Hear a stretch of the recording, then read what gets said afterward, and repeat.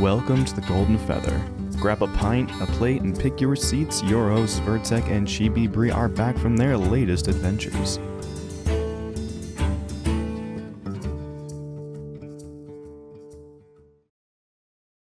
Hello, everybody, and welcome back to another episode with the Golden Feather.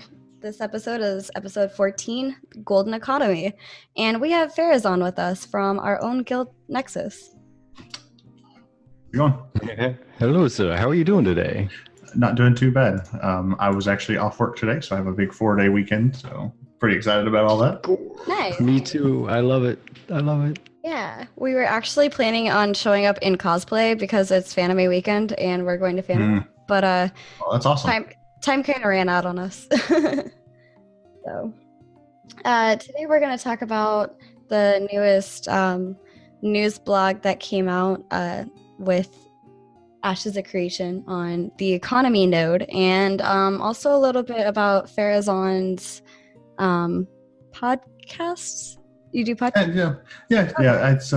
It's just starting, but yeah, little podcast, little YouTube, little Twitch. Nice. Yeah, I tell people like, oh yeah, I do a podcast. And they're like, oh, are you on YouTube? I'm like, kind of, yes. Kind of. Videos go up there, but we're not live. Yep.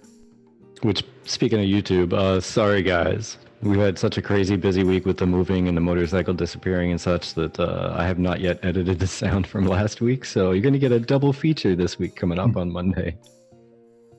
And I took my finals yesterday, and so I have no more school for a little bit. So I'll be on top of making sure they're live when they're supposed to be.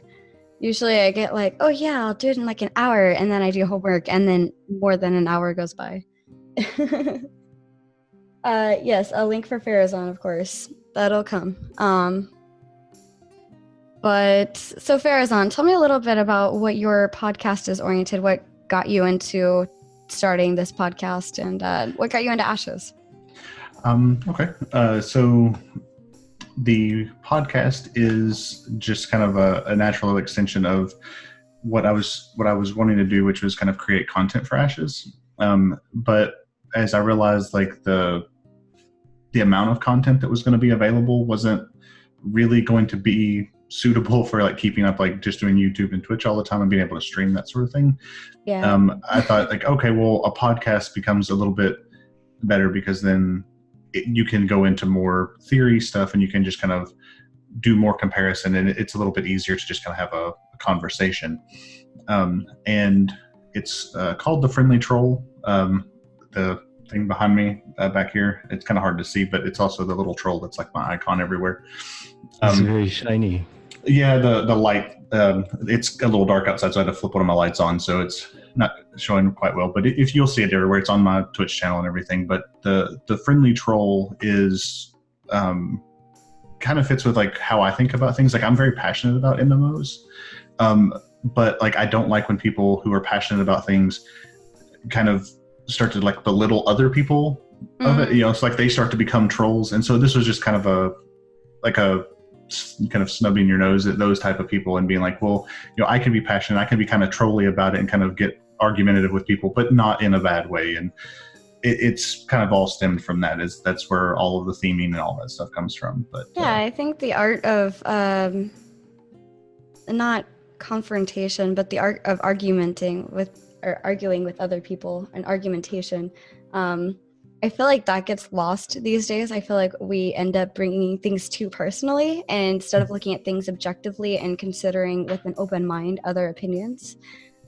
That's actually one of my favorite things about Virtek. We get into these creative arguments all the time where, for example, a small example, like I was driving and I thought that using the AC would use up way more gas with like the windows open, and he was just explaining things and I was like, oh, see, now I'm educated, changed my opinion, and so if people would be a little bit more open-minded instead of thinking that they're always right or like so set like in their own opinion and ways, then I feel like maybe it'd be a little bit more fun to have less like personal and like feeling attacked arguments. Oh, absolutely. Yeah, exactly.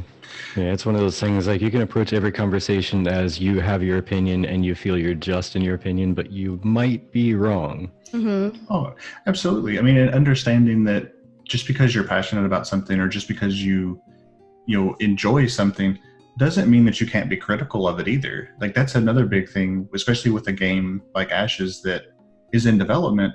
You can love so many things about it, but when you see things that make you uncomfortable, you can talk about those, and they may turn out to be nothing. But like that doesn't mean that when you're talking about those things that you inherently have to like go to war with the other side. It's that idea of like one side's like super toxic and the other side's white knighting. But really, most of us kind of live in the center. We just want to talk about it and have that good back and forth, and kind of go on about our days. So yeah, that's kind of what the podcast is it's to pick up on specific topics. A lot of it's a couple of recent ones were like around flight when they were talking about the Griffins or raiding and stuff like that. Just kind of big systems.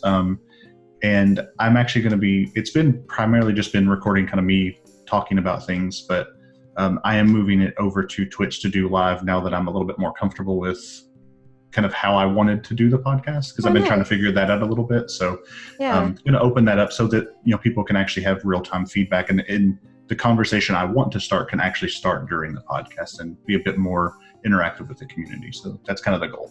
Yeah, that's what I love about having our podcast here live on Twitch, is we're able to have that open dialogue a little bit more. Yeah, which I really appreciate you guys inviting me on, because like this kind of also helps me see that as well. So it's really nice. Oh, no problem. We're happy to have you. Yeah, all about that community. Get everybody out there. Get the discussions happening. That's the biggest thing. Get people talking. Yeah, absolutely. Okay, so especially right now when that's all we can do. Yeah, exactly. That's very true. Trying to keep everybody engaged. I mean, last week we were doing our best to figure out like a good topic, and I was just like, oh man, I don't want to do like a half-assed podcast. I want to actually talk about things and have something to chat about. So actually, due to last week, I kind of but we had a wonderful discussion. That was still a great podcast, and you helped us make it even more amazing. But that actually spurred some thoughts in my mind, is talking about like different things that I can jot down for us to go over in case there's not a new information out there, where maybe we can go through classes and just have like a chit chat about classes, since there's not really any new information, but still giving our objective opinion on different things within Ashes. So that's something I'm considering. Yeah, I mean, quality content. Yeah. Amen. So I have a few other questions, but I'll save those for the end, because I want right now to hear your opinion on the economic node. We previously were told about the scientific node, and this week they, like just yesterday, released the economic node, and at the end they said next one is going to be divine node system. Yeah, I think so. Yeah. So far, what I've read, they kind of started off at level 3 of the node level. Node. What do you call it? Is it called level? Yeah. Yeah. Okay. Stage. Yeah, level or stage. Level 3, and then the like village town stage. So they actually use both. Okay. Yeah. So they actually started at 3 and then go up to 6 from there. And I'm kind of curious. What are your thoughts on what they've listed out there? How about we start with level 3, the spillage stage? Is that it? Yep. So are you talking about like for the unique building, the market? Yeah. Oh, my desk. Yeah, it is really interesting, and I'm not sure that I completely understand the economic node, like the way that the auction houses are going to work, because like it talks about how like vassal nodes can list things, and so like I guess you'll be able to see those things at the auction house, but then where like how access is going to work, and whether or not there's any amount of like automatic transport for those things. So I kind of wish that they would have provided maybe a bit of I don't know, maybe like a little bit of like a map of how that would work, like who's in what location. So it's like, okay, well, this person lists it, this person sees it, this person buys it, how do they get it? Like to kind of draw that out a bit better. But yeah, I didn't get it quite outright. Yeah, like you said, I'm kind of curious about that too. How the receiving of items is going to go. But from what it looks like you can list actual crafted or found items, like full on items, like the swords and bucklers and armor and final products, so to say, from any of the vassal nodes. But in order to list things like resources you've gathered or processed, you need to go to the main node. But you can't really bid on anything, which to me suggests you can't see it necessarily unless you get that superpower, which links all the auction houses and auctioneers and everything. Yeah, which I don't want to jump ahead, but yeah, that superpower is also a little weird because that's only true if there's two of them. Right. So like that specific functionality only comes into play whenever there's two, which seems a little weird, but we can go back to that. To be fair, and I'll to continue off of what you're saying, in the previous one, the scientific node, the superpower. So to me, I believe the superpower means if you at least have two of the same node at level 6, because the superpower of the scientific node is to have a like some sort of a airship, go from one to the other. So like you need two of them for that as well. So. But the other part of that is that. Out to the vassals is like you have the ability to travel out to the vassals faster. I guess was instantaneous. But like so, even within the zone of influence of that node, you get this huge benefit of being able to move much faster, even when there's not a second one. And you kind of have that with this superpower, where it does also change the structure of how the auction houses work out to the vassals. The problem is I don't know how powerful it is because I didn't feel like I got a clear picture of how they worked to start with. So like I don't, when it gets better with just one, I don't know that, I don't know how that relates in power level. Cause like moving a lot faster between areas, like if I can go from the center of a zone of influence all the way to the edge and be at the very edge of another zone of influence. So if I start to be able to go to another node, for example, that's pretty powerful. But like I don't get a real sense of how the power level of that superpower works when you don't have the second one. When you have the second one, that's a lot of power, being able to have goods transfer like that. But that's the only thing. Otherwise, it looks pretty good. Yeah, I mean, honestly, the way I'm reading the superpower for the economic is that as soon as you unlock it, you can only unlock it once you get a node to stage 6, right? Mm-hmm. So it's only going to be the metropolises that can do so. Now, it says linked economies, let's see, an economic node with the superpower unlocked shares auction house listings with all the others, meaning that the items listed in one linked economy node can be bid on from any other linked economy node. Now, the way it spells everything out, to me, infers that any of the nodes on the zone of influence for the stage 6 metropolis would then share the auction houses, but then it adds on that you can also connect a metropolis and any vassal economic nodes belonging to that metropolis. So you could then declare like, okay, so any linked economy or any node of level 6 and of the economic type can then link with every other node of stage 6 and the economic type. So then you have this one metropolis that then they unlock that linked economy and it blows up their auction house to cover every node in their zone of influence. And then if they connect with another node, another metropolis node that's economic, and they have that superpower unlocked, then suddenly it's this node, all of its zone of influence, and then this other node and all of its zone of influence.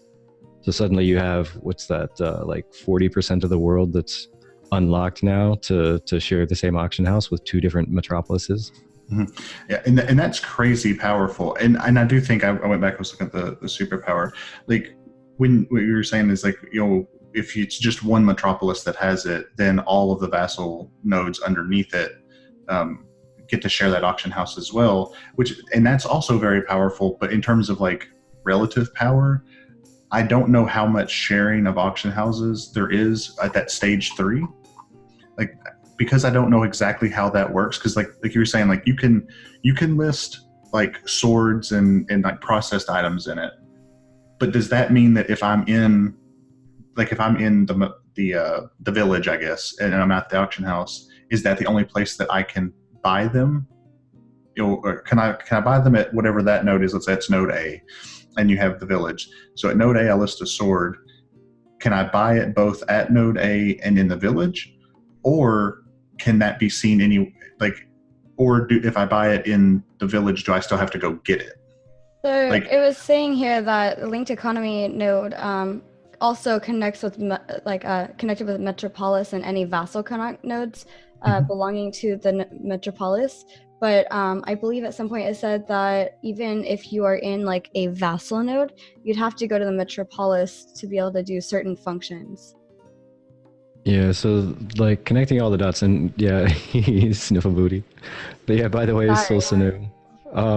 BDO, personally, I can't speak to that at all. I never really played it beyond like creating a character and looking at it, and then every one of my friends told me everything about it, and I was like, I'm not going to touch it. So maybe one of these other two can speak more towards it, but I've never played BDO. I downloaded it, played it for about an hour, and undownloaded it. So I think it's a gorgeous game. I didn't quit playing because of that. It was system intensive, and I just wasn't really wanting to play it for a long period of time. Like it took me an hour, I think, to level up. So it's so I'm not super familiar with the node system from BDO either. Like I played it for a very short period of time, but that was at a time whenever I didn't have a lot of time to dedicate to MMOs. And by the time I got back to it, I couldn't get into it because it was so far like advanced past where I was at. It felt kind of it felt kind of impenetrable. Like, you know, if you didn't kind of start when it started or pretty close to it, it felt like you were kind of way behind. Actually, I was kind of seeing chat there about combat. Yeah, it does have great combat. Like it looks great. It's got great combat. It's a game that I still have it. Like I could go back and play it at any time, but I just haven't been able to make myself do it. The other thing that they were saying is it's the solo MMO, like solar player MMO, they were saying. And Intrepid is working really hard to make sure that it doesn't feel like that with Ashes of Creation. In fact, they have their dev discussions lately, and they've been asking things based on that concept. Like, what makes you feel like you are part of the MMO? Is it more fun to play with other players or by yourself? And if you think, like, why would it be more valuable to you to play with other players? Yeah. Yeah, I played a few that were like that, and it gets kind of awkward. But yeah, luckily they're doing everything they can to combat the everyone's gonna have a solo player game. No, it's an MMO, guys. Have some solo content, but make it a multiplayer. Mm-hmm. But yeah, getting back to the original thing before I went on offshoot on that is so reading everything top to bottom and connecting all of the dots together. It seems kind of like the way things are going to expand is that. When you first get that auction house at level 3, it seems like you can post up that stuff. So that you can only put up like raw resources and processed goods. Sorry, my phone was going off. It made me look around for what was happening. But no, you can put up like the raw resources and processed goods. And then once it hits stage 4, which early on in the game, I mean, that's going to go fairly quickly, I think, because there's only going to be people in those main towns. Mm-hmm.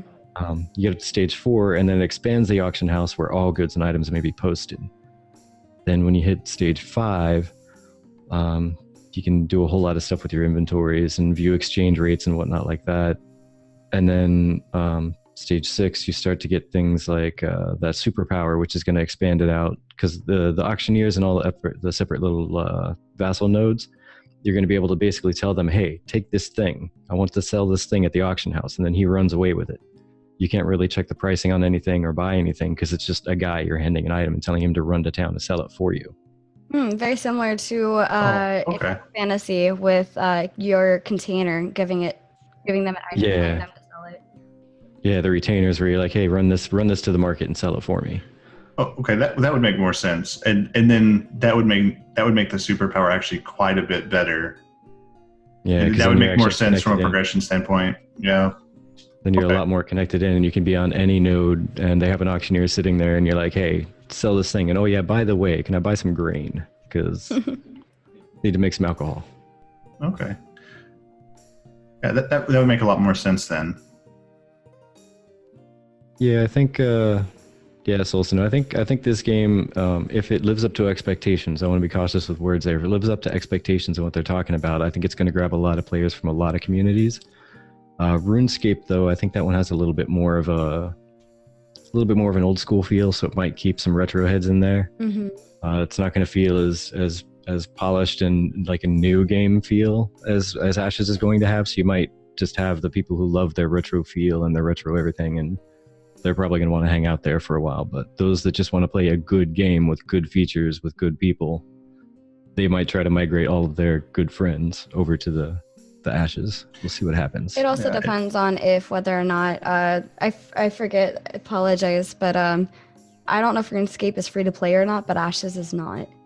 There is a monthly cost, but there is no box cost. Yeah, it's sub to play only. Not to bring up another MMO, but I think that there's actually with WoW Classic coming up in August, that there's going to be, I think there's going to be a resurgence of people who think that they want that, who really don't, that come back and go, you know what we really want?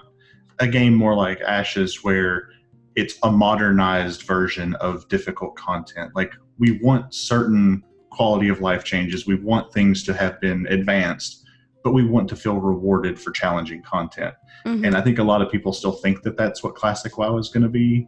But based on the post that Blizzard put up about like, by the way, these big list of 25 things that you guys keep reporting as bugs, that's just how the game works. Like this is how it worked back in the day. And like, you know, 'cause you can see what people like, it's that rose-colored glasses of nostalgia. So I actually think WoW Classic is probably actually going to help something like Ashes, mm-hmm. where it'll help knock some of that nostalgia out. Well, also not to mention, I've been victim of this so many times, where I was initially playing World of Warcraft and then I quit because I wasn't enjoying myself anymore. And then basically a little bit of time went by, something new came out. I was like, oh, great, let's jump in on this. And then I jumped in and then it was just the same stuff as before. And I just quickly got burnt out on it again. It was just like, I need something different. That's actually how I found Ashes. I was so bored and done with World of Warcraft. I was like, give me something else. Yeah, they are.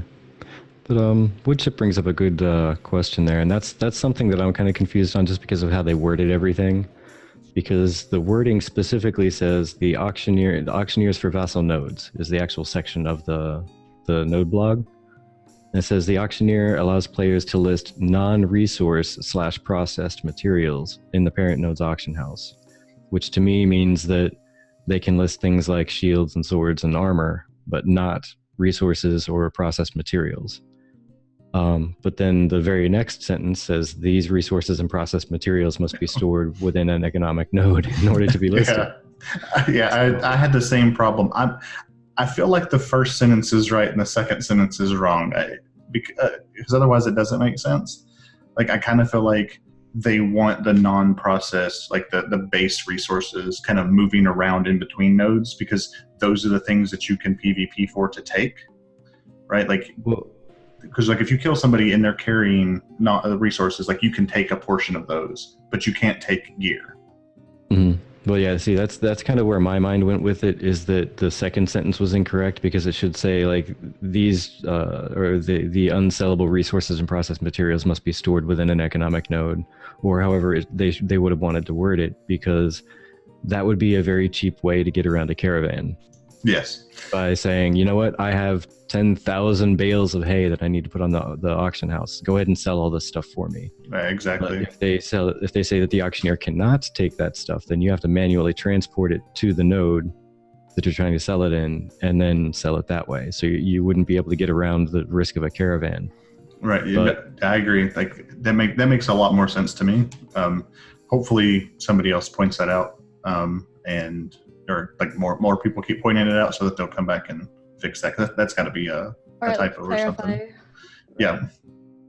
I also like that all the way in the beginning, they just have this kind of disclaimer saying that, you know, the game is still in development, so all design decisions are subject to change during alpha or beta, and that like the series will provide details on the current design plans for the nodes. And I kind of like that because that's really a nice workaround for in the future. Like, well, you said, and now they have this disclaimer that they can refer back to. But the other thing I was going to mention was, I believe is level 4, the town stage, where you can, where was it? Map, and maybe it wasn't that one. Maybe it was level 5. The one where they're increasing your inventory, level 5, inventory expansion and weight management training certificates. Oh yeah. That makes a lot of sense, actually, because one of the things that is going to be really interesting to see how they balance is that whenever you have things like scientific nodes, if that's rewarding blueprints and people want access to those blueprints and that's the only way to get them, then that's going to be a really heavy push for scientific nodes to exist in the world. So I was really curious what they were going to balance that with. Inventory, like being able to carry more stuff around, that's a pretty big draw. So, Right. That's definitely, I could see that being there was the other one too, which is Stage 4 was the Caravan Bay upgrades. Yep, that one, and then this other one with, I'm kind of curious how it's going to work, like the map of active trade missions and requests from the world node map. Mm-hmm. That also seems interesting, because then, like, if you are a person who's wanting to hit some things, like they were saying, like, quests and things like that aren't necessarily going to be very easy to, like, you're not going to just know where those quests are. Like, you have to walk up and talk to people. It's not just a bunch of exclamation points above people. So the idea that there are trade missions about, like, oh, this guy would like 10 bales of hay, and then you're running those goods around, that's also pretty powerful for people who want to be able to go out and kind of make some money. So yeah, and I'm curious also, there's the map with information on current exchange rates for resource-based trade routes, which I'm assuming ties in with caravans. And say if you have trade agreements with certain other nodes and certain other metropolis and whatnot, then you would have the exchange rate on how much you're going to make based on which resources you're trying to trade with that metropolis. And you can kind of make educated decisions based on which metropolis you're going to try to ship whatever to, without running your happy little tail all the way over there to check their auction house, and then running all the way back to hire a caravan to drag stuff over after checking for the metropolis. But hey, yeah, thanks for kind of covering that there, Woodchip. Yes, also know that's a really kind of complicated question to answer. You gave you the short version, which is, you're going to lose experience for any and all deaths, but it kind of depends on how much corruption you have, as well as what state of combat you're in. If you were attacked as an innocent bystander and you don't return attacks, you're going to lose a certain amount. If you do return attacks and fight back, you're going to lose a different amount. If you're highly corrupted, I'm upset about that. Well, it at least gives you a decision on how you want to act.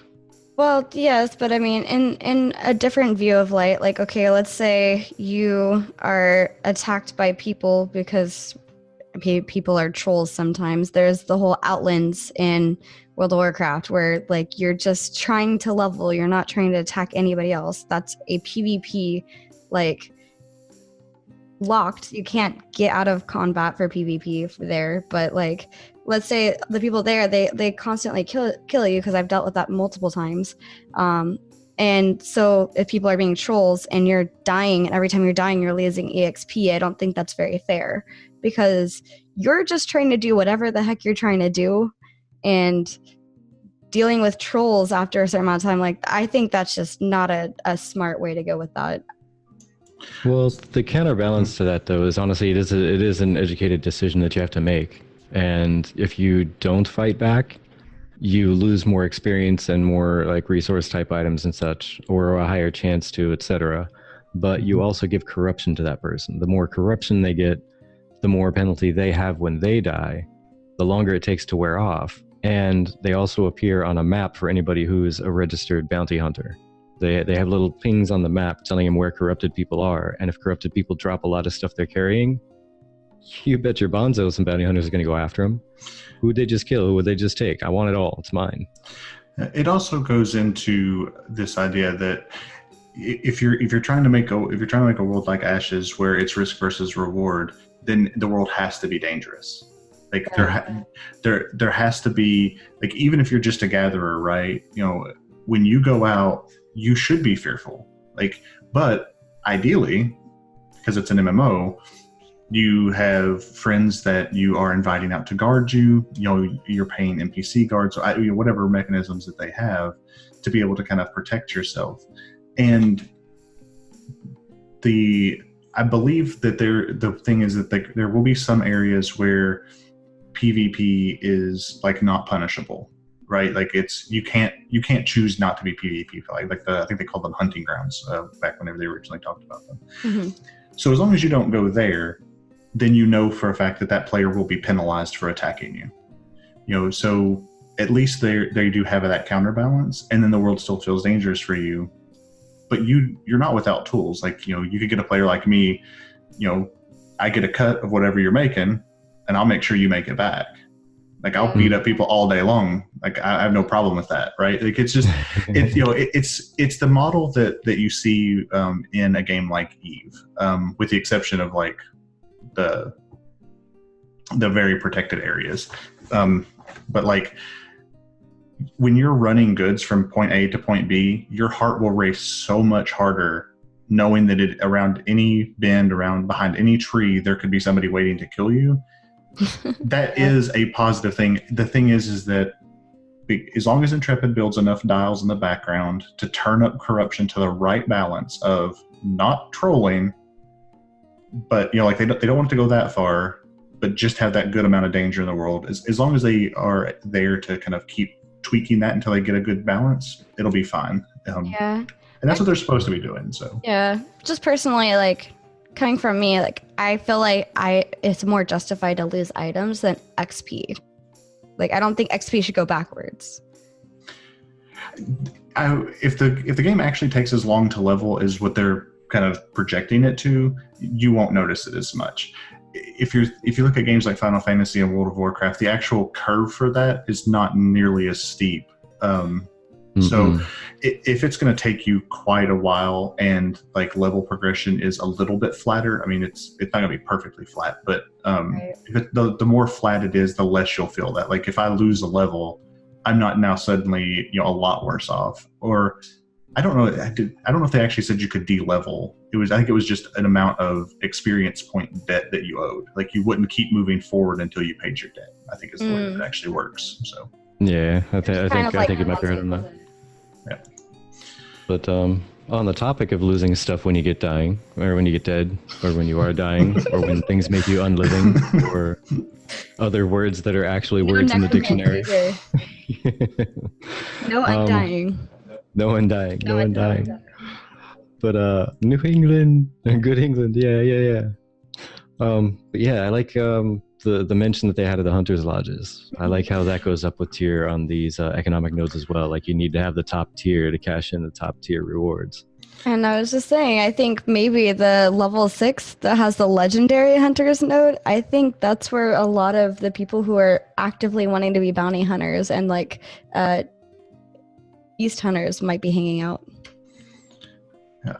I'm really curious what those actually do, because like I understand, like, from like the player who accepts a bounty, like, you get a bounty, you go do a thing. I wonder why they're attached to economic nodes, because like off the top of my head, I don't see them being attached to economic nodes, if that makes sense. Like, doesn't that feel a little bit more like military? Like, we're the guys out clearing, you know, the wilderness and stuff like that, or beating back the bad guys. So I'm kind of curious, like, how that ties in, because I would have thought that type of mechanism would have been attached to military. So here's where that can get interesting. So check this out. You're a trader, right? All you do is you trade goods and services, and like you work with money. You're in an economic node because that's going to get you the most money out of everything, right? Well, being in an economic node gets you the hunter post, the hunter whatever, hunters whatever, all the way up to stage 6, where you can finally cash in like legendary stuff.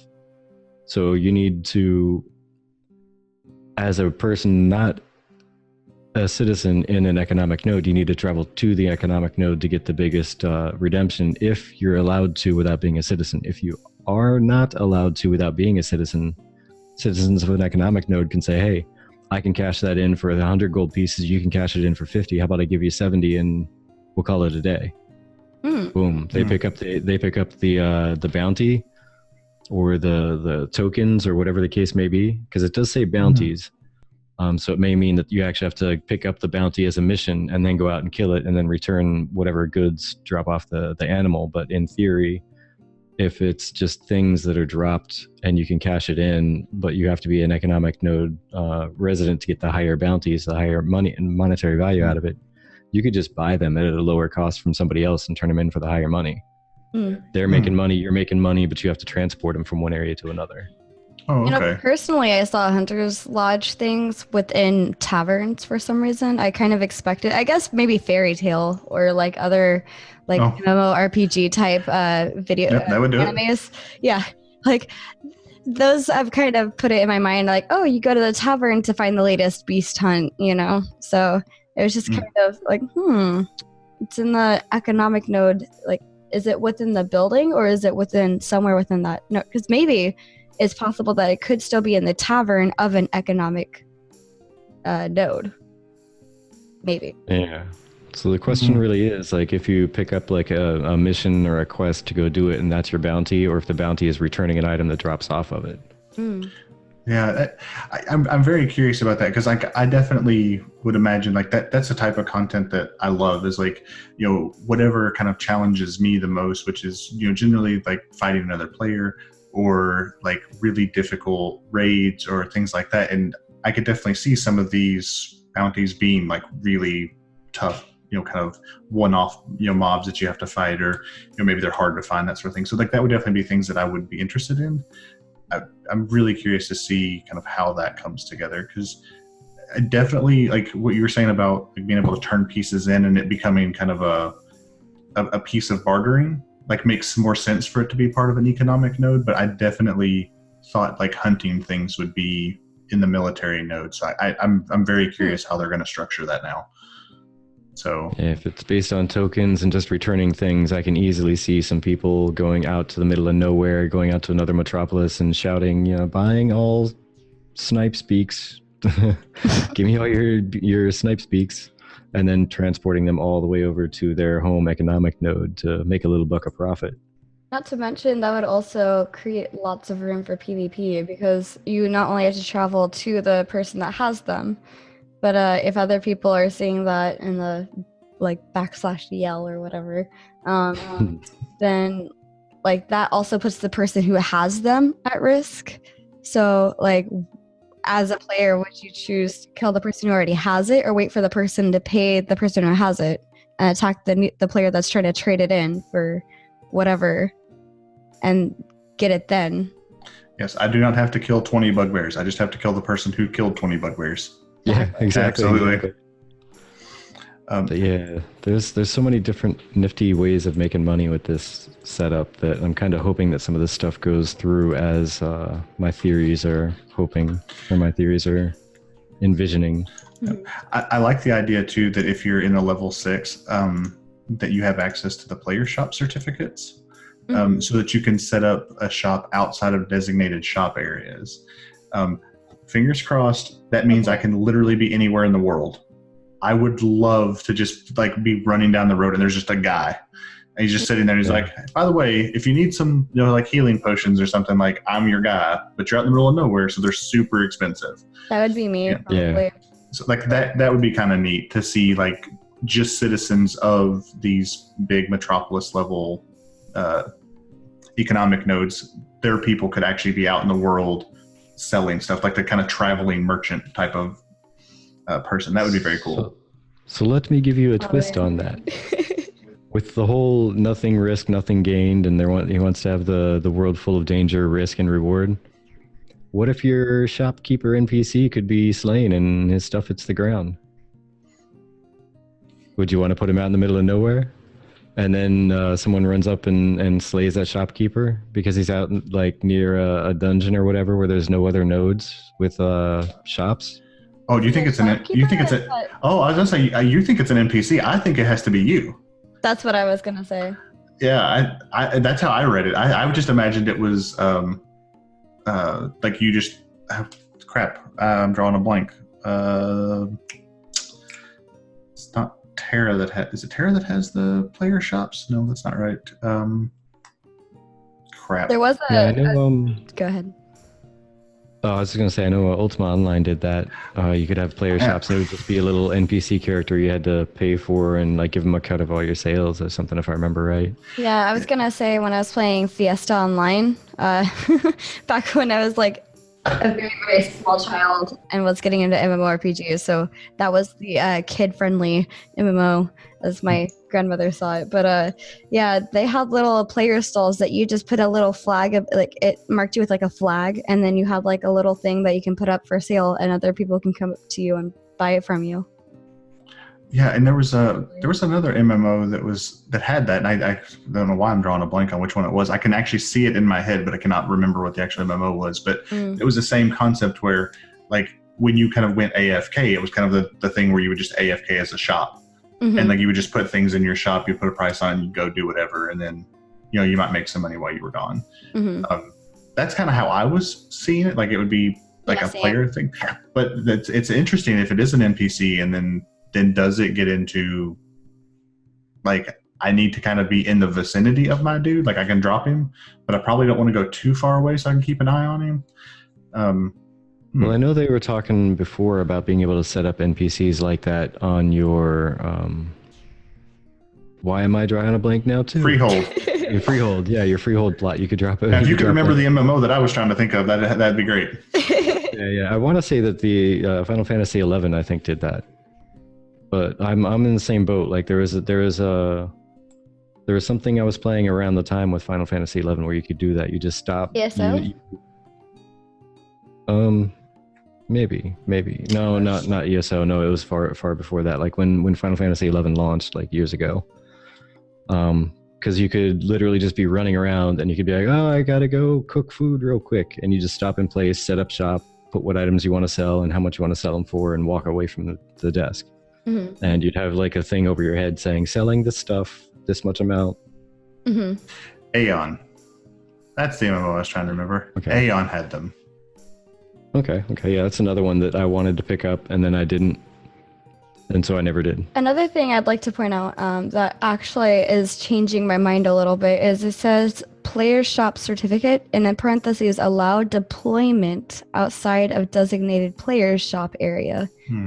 So deployment to me says maybe something else is going out there. I'm unsure still. These are all things that we'll get to test in the alpha when it finally comes out. Yeah, I mean, it definitely could be a deployable. I mean, it could be just a thing you drop down and you go. It's going to be really interesting to see kind of how some of that stuff shapes up. And I do think that it's going to be particularly interesting to see kind of like with these superpowers and like with the perks, how they kind of balance putting things in there that you have to have. Because if you're gonna try to bring a metropolis all the way down, then it has to be because what you're wanting out of the other one is that much of a draw. Kind of like the inventory expansion. I think that's a pretty strong one. I was actually telling Virtek on the way over from what kept us a little bit. So we were in traffic, and I was saying, I'd at least I guess this will be a good closing question. So far, with the nodes that we've learned about the scientific and this economic one, I would prefer still the scientific node to be level 6, since this is the only other one we have, and this one to be a level 5. Because for me, the perk of having, I personally won't be going out to do like the Hunter's Lodge, things like that. But for me, having the perk of the inventory expansion and weight management training certificates, that is enough for me as far as like leveling a node. If there's any other perks I'd like, maybe if it's not citizen specific, I can just travel to the nearest level 6 economic node and see if I can gain any, I forgot what the word was now. But yeah, like that. We were talking about is the inventory expansion and weight management training certificates. The way they say the word certificates, because if you walk in somewhere to get some training, you just get trained and it happens, right? But why would there be a need for a certificate unless you can maybe trade it, give it away, sell it? And at that point, if somebody doesn't have a level 5, say, Metropolis or level 5 node nearby that's economic, and they can't buy those from their own node, maybe you could sell them for a profit elsewhere. Yeah. That'd be interesting. Kashmir, I don't know, because the way that this keeps, I'm using OBS Studio and they have new things, so like the chat keeps like blurring out for me. I don't understand why it's doing that. But he says Pharazon is thinking about EQ in regards to the auction house. They introduced it in an expansion that I believe was set on a moon. Before that, you said to go to a tunnel, to a desert, and literally just yell XYZ sale at this location. Okay, yep, that also makes sense. That would also make sense why it's so hard for me to remember. It's been a while. But yeah, I do think that one of the things that we didn't really talk about, but that does also make the level 6 Metropolis economic node very interesting, is the trade skill masteries are locked behind that. So like that's going to be very important, because just because like I'm not going to be super into, like I'll do crafting, I'll do gathering. I mean, it's just everybody kind of does that to make a little bit of money, but like it's definitely not where I ever focus in a game. Mm-hmm. But you better believe I'm going to have like people that I know who know how to make the best weapons and armor in the game. And if I need to help them build up a Metropolis so that they can get those skills, like there's going to be a big push for that too, because you got to get outfitted with the best gear. And they have said that crafters will be able, like some of the best gear in the game will come from crafters, some of the best gear in the game will come from raiding and things like that. So I could definitely see that being a pretty big incentive for people as well. Yeah, so just real quick, just to touch on something before moving ahead, I wanted to draw attention in case somebody maybe hasn't realized it yet, but the thing we were talking about just a minute ago, the inventory expansion and weight management training certificates, which to me implies that our inventories are going to be bound by two different things. We can have enough space, like a grid space, to carry a certain number of spaces worth of gear, as well as how heavy that gear is. So if you're trying to carry 15 shields, you're out of luck. But you could carry like 20 swords and be the same weight. Yeah, that's actually a really good point. If you're having to, because yeah, I mean, it's like, well, if I go out and I gather a bunch of berries, okay, well, that doesn't take up a whole lot of inventory space. But if I'm actually carrying around like branches because I need bark and stuff like that, like that could start taking up a lot more physical space. Mm-hmm. But the berries would weigh down more with smaller space. Right, because they're so dense. Yeah. So I just wanted to point that out in case, because I didn't really catch that until like on the car ride back home. I read that and said, wow, that's neat. Do you think it'll be a hard cutoff, or do you think they'll do like 3 steps, like normal, partially encumbered, where you can take the extra risk, and then like, okay, you can't go past this point? Yeah, you can't move. Yeah, I just want to say, because of how closely tied they are with Pathfinder and D&D and things like that, I think it'll be what you just said, the encumbered, where you move, like your movement maybe gets slowed or something. And I feel like maybe this training is Pathfinder. Yes. I have Playtest for edition number 2. Ooh, nice. I have all of my D&D and Pathfinder DM books, not behind me anymore, but they were behind me at the old place. But yeah, I was just saying, I think if they base it off of that, maybe the training certificates could be like increasing your strength as you level maybe. And, you can add points to different attributes like more charisma, more strength, more dexterity, etc. in Pathfinder and D&D. So perhaps these certificates are like, you've grown by X amount of levels, so now you are eligible for this certificate training thing where you can now carry more things because you've increased your strength. Can I frame it and post it on the refrigerator? If you want to. Your freehold. Yeah. But yeah, like you were mentioning the trade skill mastery qualifications or certification, maybe what they meant to put in there, because the scientific says it's the professions. Let's see, was the profession mastery qualifications. So I guess you're qualified to train in the mastery of it, I suppose. I'm curious Right. what they're going to differentiate between profession and trade skill. So the trade skills are the gathering ones, right? Like the collectible ones, and then professions are the processing ones. Is that right? Yeah, and see, that's the thing I I'm can't- curious about, because I know a bunch of games have used one term to cover both. Mm-hmm. I'm curious where they're gonna draw the line and split it, because they haven't really given a full definition of everything yet. So Yeah. While you guys are thinking on that, I'm going to go ahead and cover what Kashmir says. Okay. Yeah. I think it makes sense to only sell crafted items at the vassal nodes. Imagine giving a messenger 1,000 bales of hay at a vassal node and telling him to haul them to the auction house for you. But having them sell a sword or shield on your behalf seems reasonable. One, I have to say, is that's why there's the caravan system. If you have 1,000 bales of hay that you need to sell, you put it in a caravan, and you also, I think, I'm not going to say 100% sure, I think you can get NPC people to guard that, as well as other Yes. people to go with you. It's one of the things you can put money towards. Yes. So instead, like in that instance, but that's more caravans and not so much the selling individual items. But yeah, there's a lot going on there. What do you guys think? Yeah, I'm super excited for caravans because like I love the idea that they're a moving PvP zone. Mm-hmm. So like just as people come across them, like you think like, okay, well I've got 10 people on my side, and then you're going down through there, but then when you get attacked, you could have 10 people on your side, you could have 20 people on your side. It becomes pretty chaotic, and I think that's pretty interesting. And then with the added, like being able to beef it up, you might be able to give it additional defenses. Maybe you can even, like with the NPCs that you pick, maybe you can change up like how many melee versus ranged you have. Maybe you take quite a few spellcasters with you as well. Mm-hmm. Like there's definitely a lot there that they could do, and even if they don't start with it, like the things that they can kind of expand on, it makes it very interesting.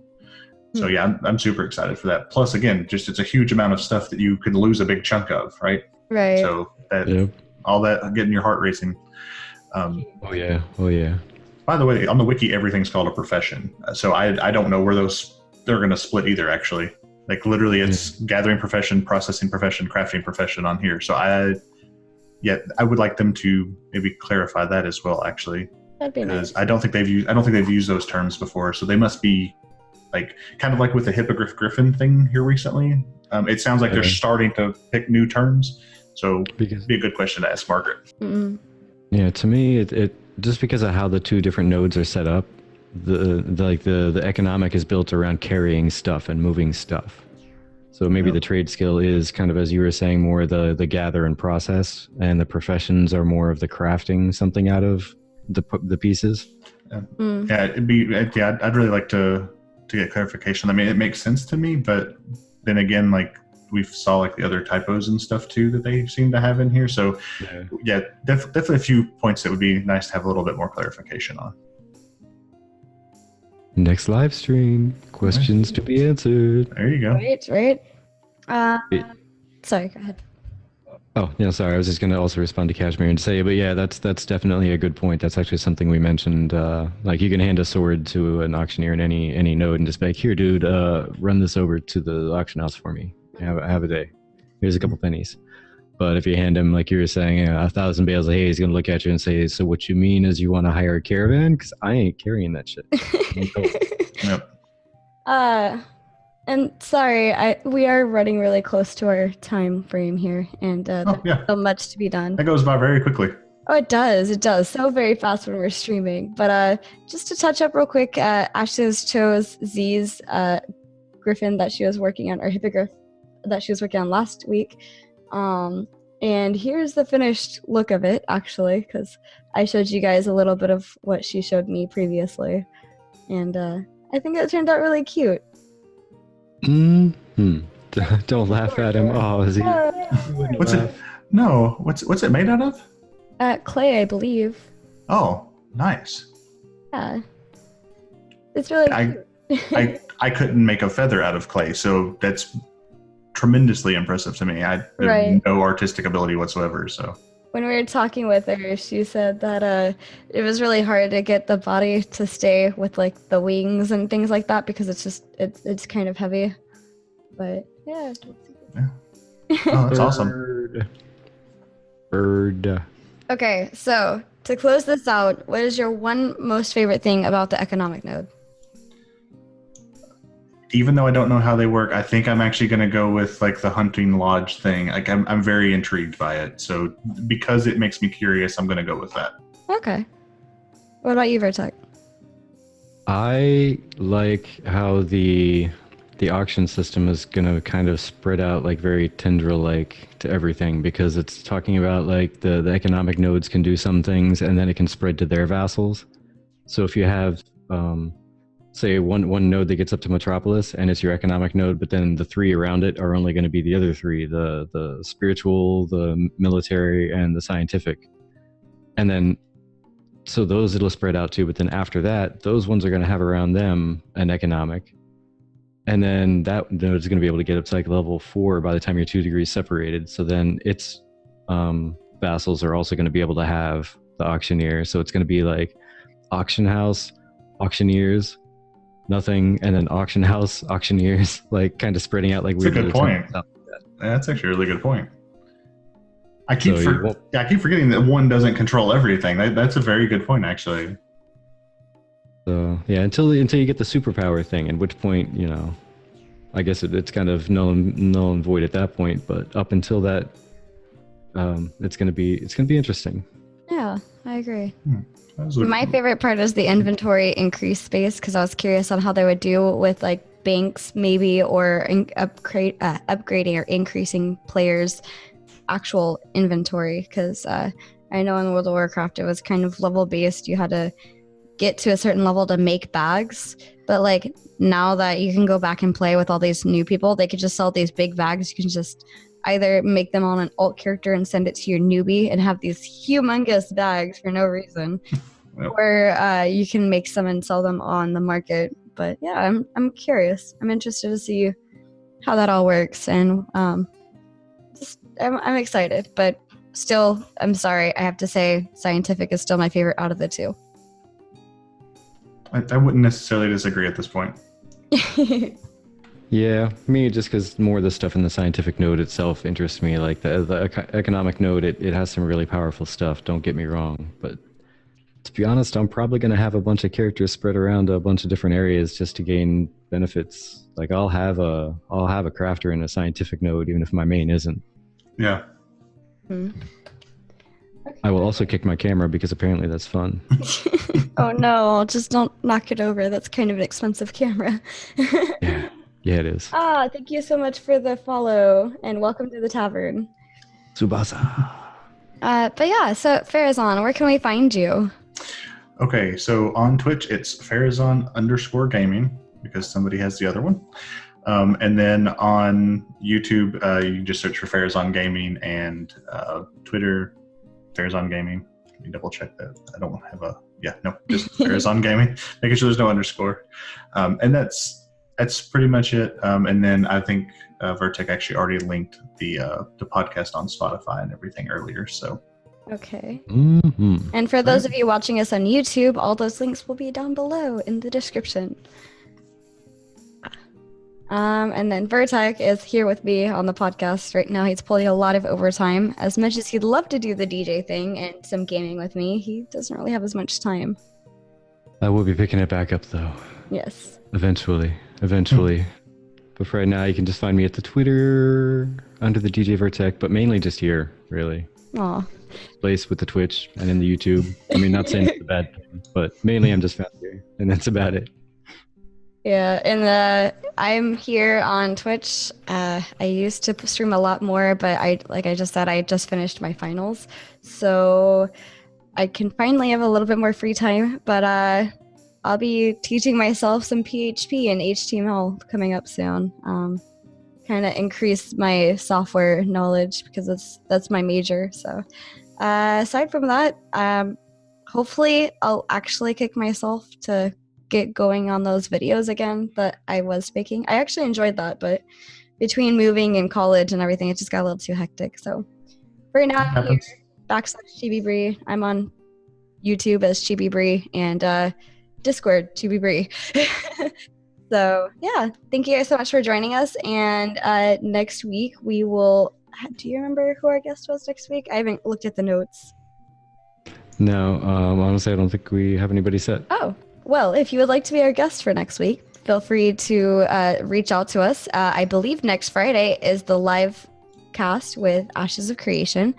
So we'll be covering that and also any other new information that we come across in the following week. So thank you guys. Next week, however, though, we'll be early. Oh, yes. Thank you. I forgot. We'll be much, much early. Just because of work situation, I had to actually dial back what time of day I go in on Fridays. So I'm going to actually be going in just in time to finish up this podcast by 1 p.m. Pacific. So we will be at 12 p.m. Pacific next week. Hoo-ha. Fun times. And following that, we are considering changing the podcast time from 5 p.m. PST to possibly 3 p.m. PST. But be sure to let us know what you guys think, if that would work better for you. And yeah, so thank you guys so much for joining us, and we will see you next week. Bye. Bye. Adios.